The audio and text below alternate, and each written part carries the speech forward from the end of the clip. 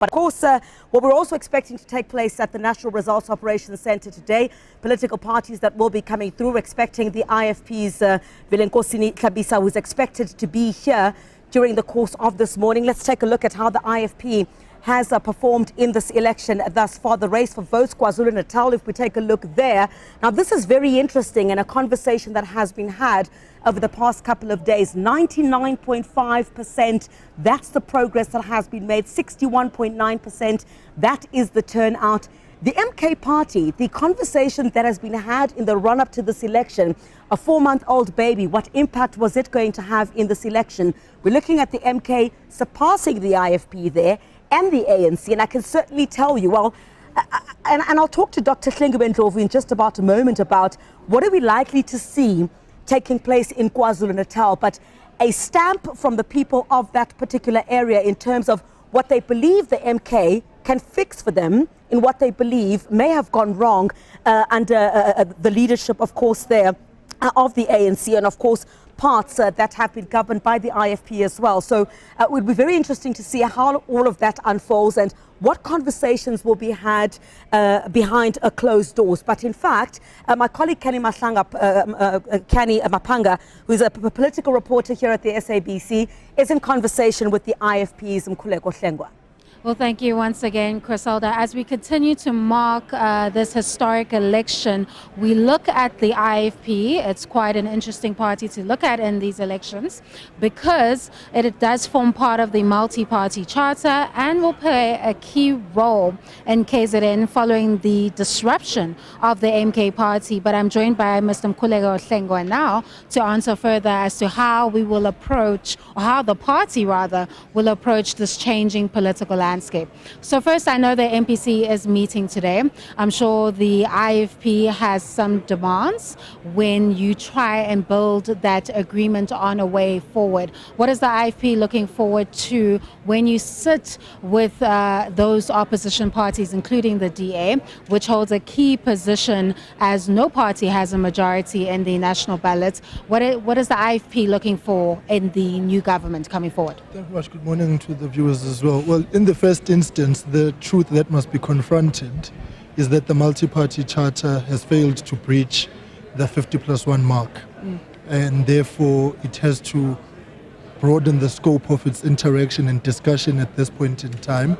And so the party leadership is expecting a briefing from the election observer team that is here and the NEV Center at head office as we consolidate the results.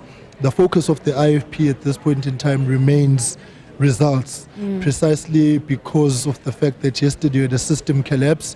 Notwithstanding the IEC's own reassurances, we have a history where in 1999 the IFP clocked 1 million votes and then they were revised downwards because of a system glitch. So we are on heightened vigilance at this point in time in this final stretch to make sure that results are captured correctly.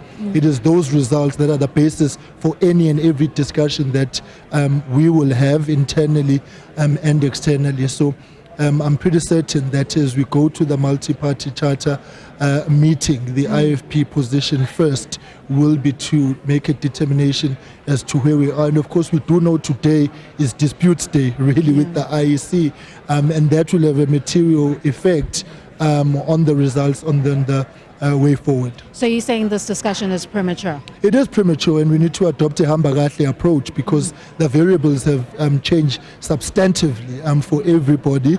Any projection that anybody may have had has certainly not materialized to the extent to which may have been hoped for. We are quite confident that we have been able to consolidate our own gains, particularly in the province of KwaZulu-Natal.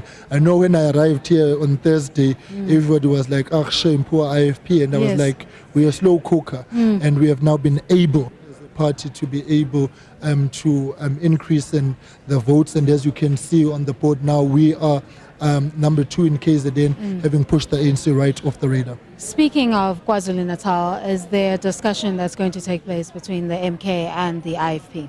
Well, the IFP is going to first have to look at the options available. We need to also assess as to whether we will be able to find partners whom we sing from the same hymn sheet on insofar as the policy propositions we presented to South Africans. We had a 13-point plan manifesto, so that has to find expression, the discussions that we have. Right. It's not just a coalition or a cooperation about positions, but it's about a developmental agenda for the next 5 years in this administration. So those are the considerations that will drive our outlook. And does the MK party fit those ideals of the IFP? We're going to have to look at their manifesto and their policy proposition. We also have to look at issues around stability with the MK.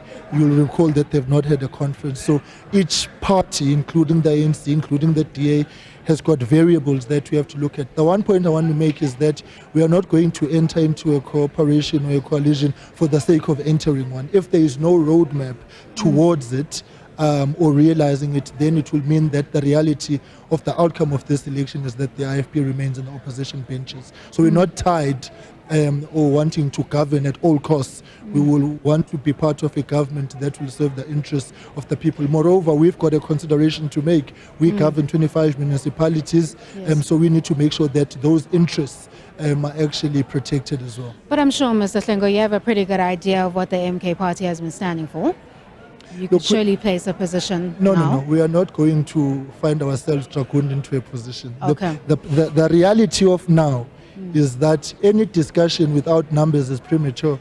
And there's a host of disputes. The liaison committee is meeting now. You would have seen what would have happened in the Western Cape last night. We have got disputes and complaints we have lodged with the IC. All we are calling for is to say, let us allow the electoral process to run on the process format in which it is. We are at this point at results stage. When they come out, because you know what the other risk is, maybe to some it be on a lighter note, you will talk to people only to find that whatever they bring to the table is really does not make a material difference. So you need to make sure that you also structuring your conversation towards where the possibilities that they and also stability is important. Lastly, Mr. Hlengo, there are a lot of concerns about objections. IFP is not the only party. Does this lay a fertile ground for a legal dispute of the election outcome? I think that we must also not be hasty. Let us allow the processes which manage disputes to run their course and then be able to see what outcome that is. What we really need to do in this critical moment is for everybody to pull themselves towards themselves and allow processes to run through. And I think that if you've got a dispute of the outcome of that process, then escalate it to the next level. But let's not hinge things to the extreme when they've not run. And I think that the IEC has got a duty and a responsibility to move with speed and urgency so that we push back on the frontiers of the speculation that is there. I want to say, whenever we level a criticism against the IEC, it must not be seen as an attack on a front. It's because all of us as stakeholders and role players have got an interest to make sure that things are done right. So as and when it arises, it's to help the process because we've got no other institution. The only institution we have is the IEC. And being independent does not mean that the IEC is exempt from accountability and responsibility. So they do need to make sure that whatever is presented to them, they process it and give it the due attention it needs so that the entire process of the elections can enjoy the public confidence that we also desire. All right, thank you, Mr. Hlengo of the IFP, speaking to us there about the IFP's objections, really wanting to assess the results first before having any discussion about the way forward. Over to you, Griselda. Well, Canny Maphanga, thank you very much indeed. Still at the National Results Operations Centre, monitoring things for us there on the ground. Thank you very much indeed to political reporter Canny Maphanga.